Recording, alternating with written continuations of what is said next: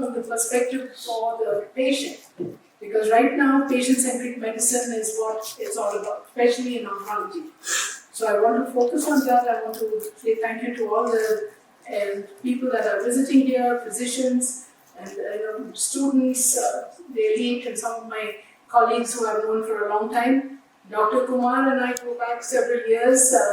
John has been his partner since 27 years. So I think we beat all of you who went before us. It doesn't age us, but we are still young at heart and we still have a mission to fulfill. So, talking about patient-centric medicine, it's something that, in oncology today, we don't focus on what you want to do with the patient, it's what the patient wants and how they want to be treated. And given that impetus, even, if you look at the Cytotron technology, it's in a sense, it stands in the gap, like Dr. Lim explained. And I'm so glad that both of them went before me. There may be some duplications in the slides, but I try to be a little quick on that. But essentially, standing in the gap, we're closing a gap for patients that do not respond to existing standards of care.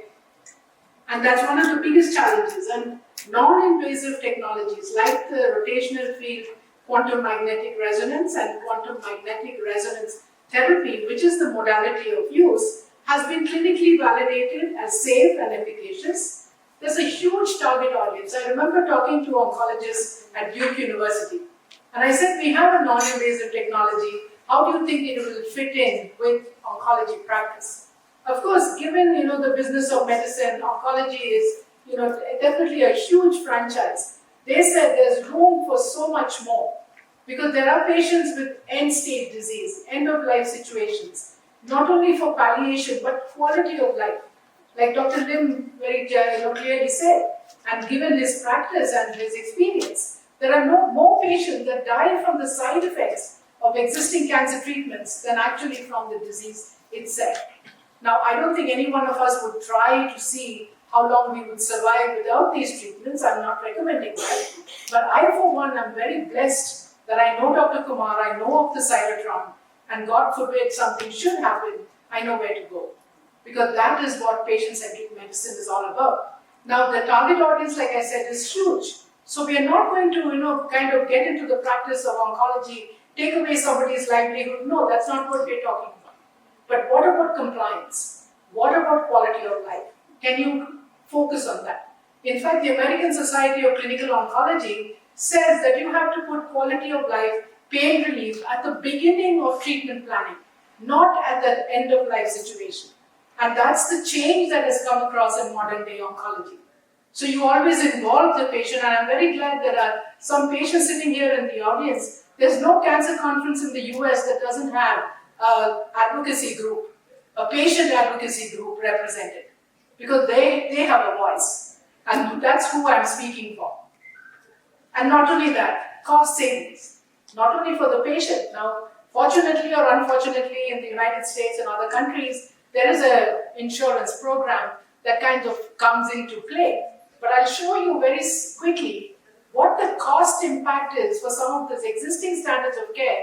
And I'm not going to talk pricing here because each country has a different standard and pricing, but it's also a saving for the insurers because they pay out of pocket for a patient with breast cancer that goes on for years, goes into multiple metastases, disseminated disease, brain metastases. And even in the US, they don't do prophylactic CT scans if you have a breast cancer patient with metastatic brain tumors. I had a sister-in-law who had metastatic breast cancer. Fortunately, she was treated by Dr. Kumar and she lived to see her 2 children married, although they gave her a death sentence for living 3 months. She lived for more than 18 or 24 months after that. So, those are the kind of things that I'm going to focus on. Now, quantum magnetic resonance therapy is a game changer, like what Dr. Anjana mentioned. But if you look at what it has done in different phases of different diseases, cancer, chronic pain, sport injuries, spinal dysplasia, non-invasive treatments, bone healing. And I'll show you some fleeting examples. Wellness and rehabilitation medicine, this is huge. You know about football players, I'm talking about US football, and you hear about concussions and all of that, traumatic brain injuries. Dr. Kumar talked about that. those are all treatable with this platform technology. And you can talk about chronic pain management, like I said, and equitable healthcare in oncology. What do I mean by equitable? Some of these treatments are totally unaffordable, even for the wealthy. And they probably have to break their bank balances and get the family involved. And some of them will also commit suicide because they can't afford the treatments. So there are a lot of social problems that can be alleviated with a technology like the Cytotron. Now I just want to give you a perspective. This is the market for oncology in the global sales market. And what do I mean by that? It's overridden by the pharma industry, obviously. Right? Now, if we can get a small portion of this global market share with the Cytotron technology, we'll not only be benefiting a lot of patients, you're going to be actually improving the practice of oncology. Now, I've been in oncology for 35 years. Don't get me wrong, I'm not an MD, I'm a PhD in human genetics. I worked at the Kidwai Cancer Center. I wish the health minister was here to hear me say that for 18 years, before I went to the United States with my husband, who went there as a diplomat. And I am very fortunate that I could actually bring this technology to the United States. And between John and me and the efforts of Dr. Kumar's center and Dr. Anjana, who is here, we have all the data consolidated in the publication that Dr. Lim referenced quite a bit in his talk. We were able to convince the FDA that this is a breakthrough technology. And what does breakthrough mean? It's better than existing standards of care. With all due deference to all my oncology friends here, the doctors in the audience, this is something the FDA has as a designation. But we still have to prove it. And I'll come to that. So, what do you want? Like, if you want to go back and look at it, given the choice, would a patient want extensive surgery, ionizing radiation, chemotoxicity, opioid dependence, which is a huge problem, by the way. I'm not sure here, but in the US, it's huge. Non-invasive, pain-free, personalized, early intervention, and living with dignity. That is the game changer. So if you look at, and I'm not going to talk about this, but this is regenerative medicine market. Global market for spinal dysplasias, musculoskeletal diseases, it's huge.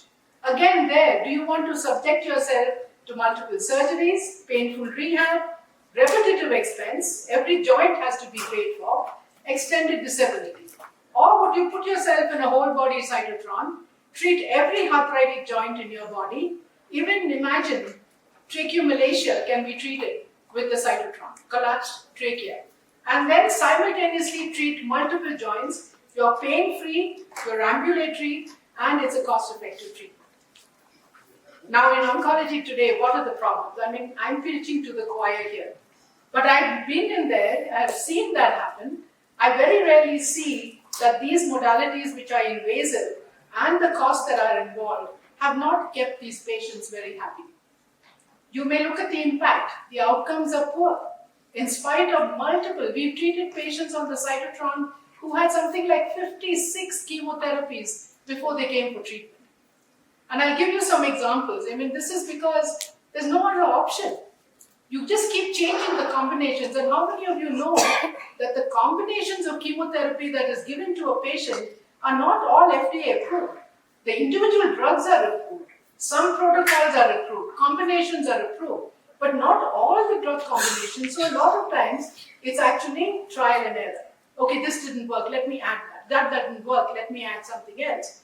So, you're always dealing with a choice that's not yours. It's the doctor's choice, right? But who suffers the side effects? It's the patient.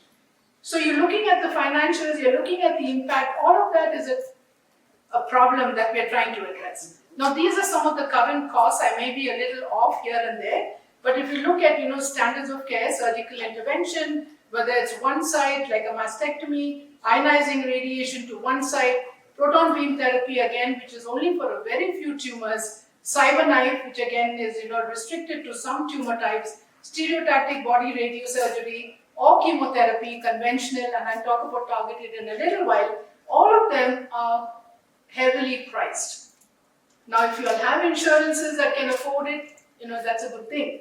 But a lot of patients don't have it, and they don't have access to some of these standards of care. So this would actually stand in the gap as an affordable treatment.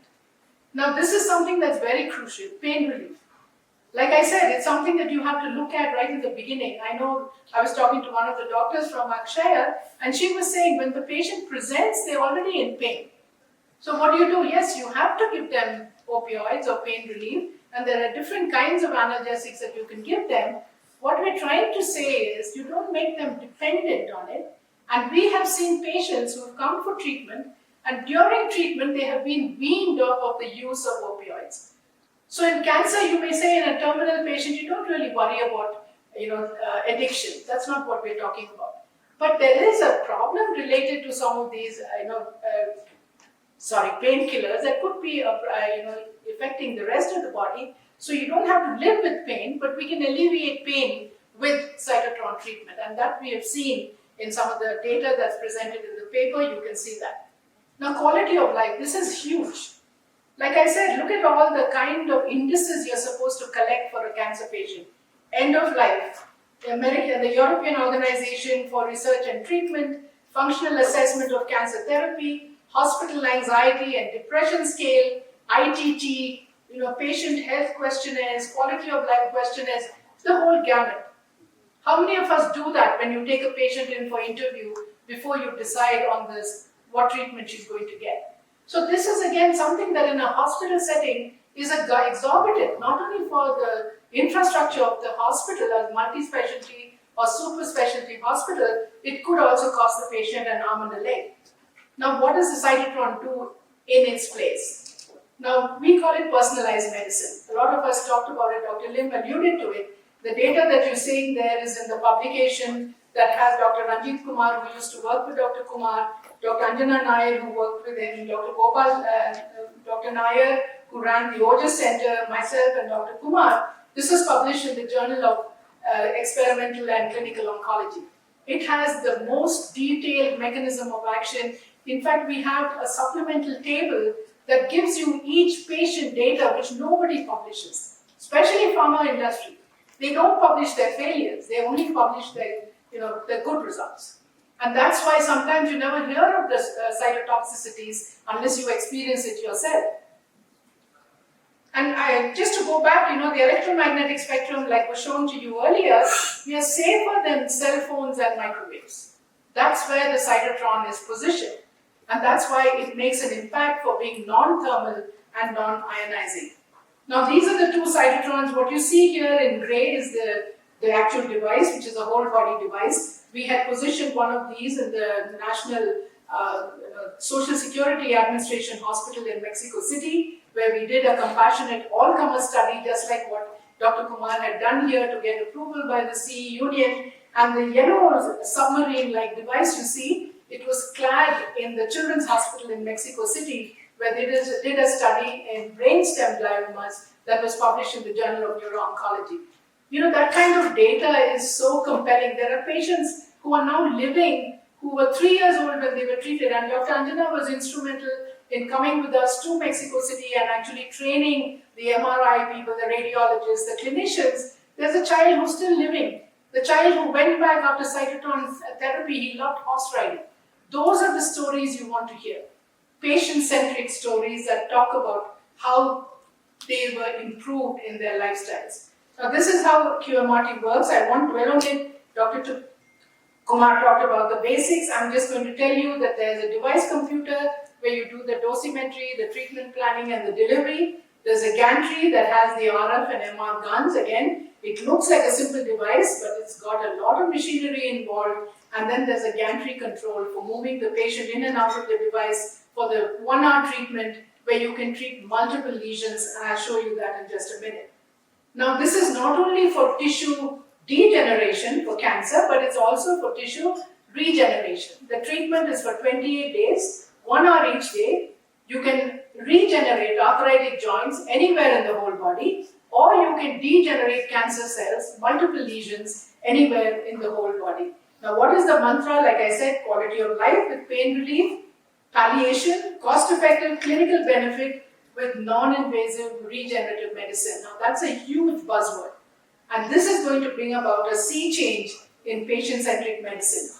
Now these are very two distinct cellular control mechanisms which are individualized for the patient with the proton density scan. What you see here is what Dr. Kumar and Dr. Lim spoke about, the transmembrane potential of different cells in different dynamic states, whether it's inflammation, whether it's cancer, whether it's a resting cell or it's a dead cell, can be manipulated with the RF-QMR so that you can precisely drive it towards tissue degeneration or towards tissue regeneration. Now this is the treatment planning, that's the dosimetry. What you see on the left hand side there is the proton density scan that is taken with an MRI image. Generally this data is available within the MRI machine, but it's not generally made available as a diagnostic report, but we use it, and you can see there is a gun and there is a sequence, there is a to the target region, and you can see the proton density along the gun path, and this dosimetry is very specific per individual. No two breast cancer patients with a similar type of cancer have the same dosimetry. You have to do it for each patient individually, and that's why this is personalized medicine at its core. Now this is how, around the axis with 32 guns in one axis, you will see how each of the rays of RF that is positioned at the center of the tumor or around the periphery of the tumor is very precisely calculated, and this goes around 360 degrees around the patient. That's how you have that circular gantry into which the patient is placed. And there are 9 such axes in the whole body device. Dr. Lim has a 3-axis machine, is one of the legacy machines, but this one 9 axis. So when you have a disseminated disease, you can treat every one of those lesions, and I'll show you how in a minute. Now earlier we used to depend only on MRI, diagnostic MRIs, and then do the treatment planning, but with the advent of PET and with the use of PERSIST, which is an improvement on the RESIST criteria for tumor response, you can actually do very precise targeting of multiple regions in the whole body.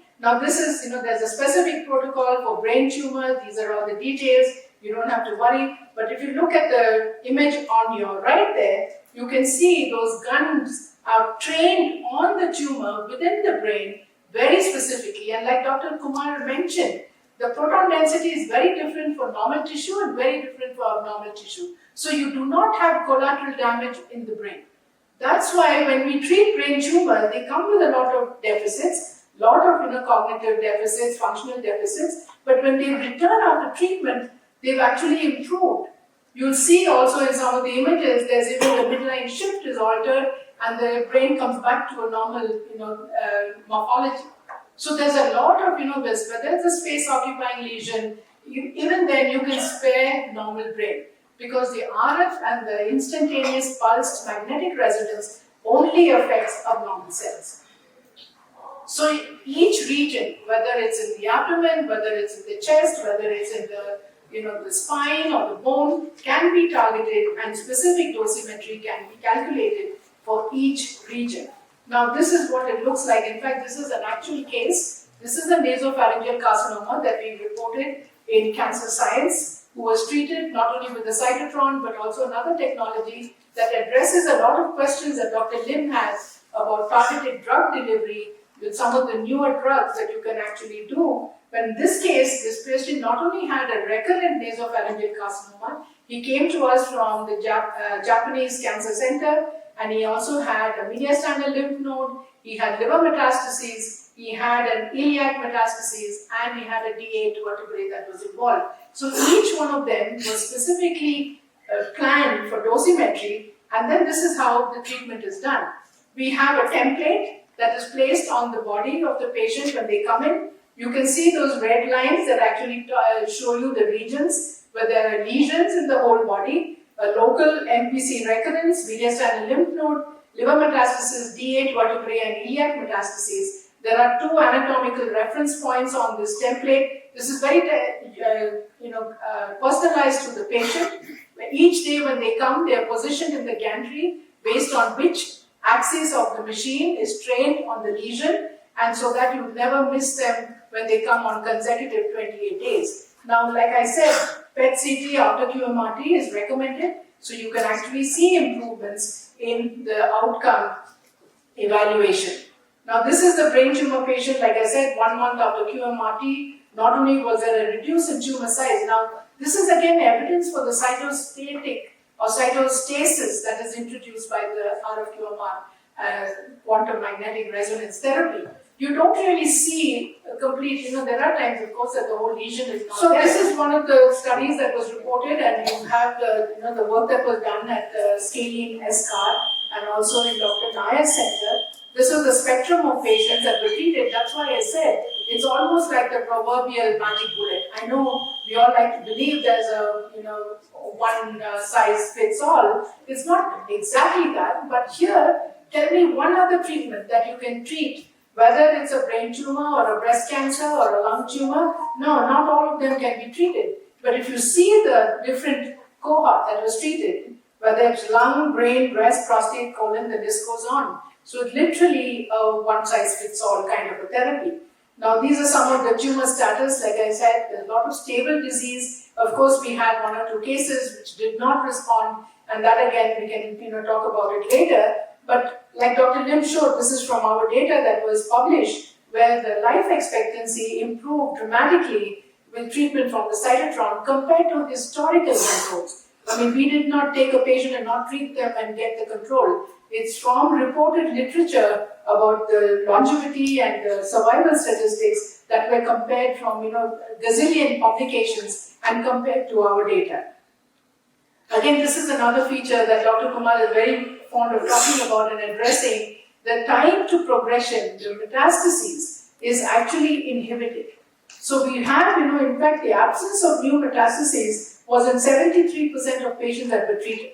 And the number of new metastases was only in about 20% of the patients. Again, remember one thing, we have not qualified the patient based on histopathology or specific biomarkers. The patient comes and says they have breast cancer, they want to get treated, they never got relief from other standards of care, and we treat them on the cytotron. If we do the stratification based on different subtypes, maybe we could improve these statistics as well. Now this is the overall study outcome. And look at this, 58% survived more than 1 year. And what did I tell you? This was a compassionate cohort that was told that they had less than 3 months to live. And they came from among the military medical institutions, since this study was also done at the Air Force Medical Institute in Bangalore. These are some MRI images that have been qualified by RECIST criteria. This is all in the publication. I'll just go through it fast. Carcinoma prostate showing partial response. There's a case of hepatic metastases with a partial response. You can see the size and dimensions are all present. This is a GBM patient, 42 years with stable disease. There's another childhood patient. This is hepatocellular carcinoma that did not respond. It showed progressive disease in spite of the cytotron treatment. Like I said, we don't know about the histomorphology or the biomarkers that were complicating this case. And this is a lung cancer with metastases that shows complete response. And I think this is the signature patient. All of us talk about him. I just verified with Dr. Kumar that this patient, who was an ENT surgeon, is actually still alive and well with the glioblastoma that was treated with the cytotron.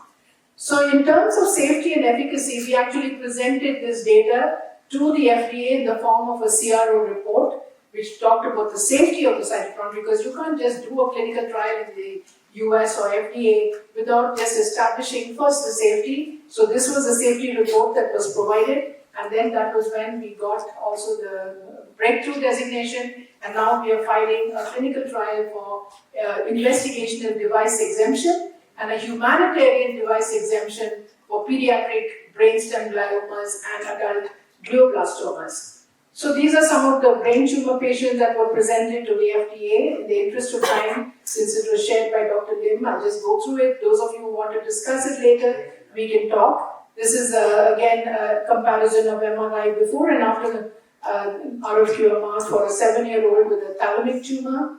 And then this is again WHO grade 4 glioblastoma. And again a glioblastoma which showed stable disease. And then, like I said, the signature patient who's still alive after being treated with the cytotron. Now, in terms of the competitive landscape for oncology, these are all the advantages. Some of these, for example, whether it's cyberknife or proton beam or chemotherapy and chemoradiation, all of them are not really curative. Some of them is palliative. The cytotron, you can see the adverse effects. You don't have anything that's really adverse. I think one or two patients have a headache or they have some vomiting in the first day or two, but that's it. It's palliative as well as curative. And I was talking to another oncologist in the room because I know we don't like to use the word curative, but what would you call a patient who's living almost 15 years, 17 years? I want to tell you very clearly that you have to transition to precision diagnostics and you have to be able to introduce AI into the analysis of a tumor before you can get outcome analysis that is done. This has become very important. And these are all the regulatory compliances and commercialization landscape for the cytotron to date. Now, I want to tell you that the journey to date, because of the patents and the authentication and the breakthrough designation that we obtained from the US FDA, we are able to embark on the clinical trials. And although there are a lot of differentiators, Dr. Lim addressed some of these have challenges. Nano delivery particles that are scorching the brain because there's no way to remove the particle after it's been treated in the brain. Now, this is what we are doing in the United States. We're going to work with comprehensive cancer treatment centers, trauma centers, and we're able to get all of these approvals so that the whole world of oncology would benefit from the work that we can do with the US FDA. So this is the future of patient-centric medicine: wound healing, sport rehabilitation, spinal dysplasias, targeted drug delivery, adult and pediatric brain tumor. I want to tell you that we love you to join us on this mission to improve the life of patients who are dealing with cancer, and we are working with CARD focused on the patient's journey through this particular uncharted terrain. And with that, I thank you for your attention and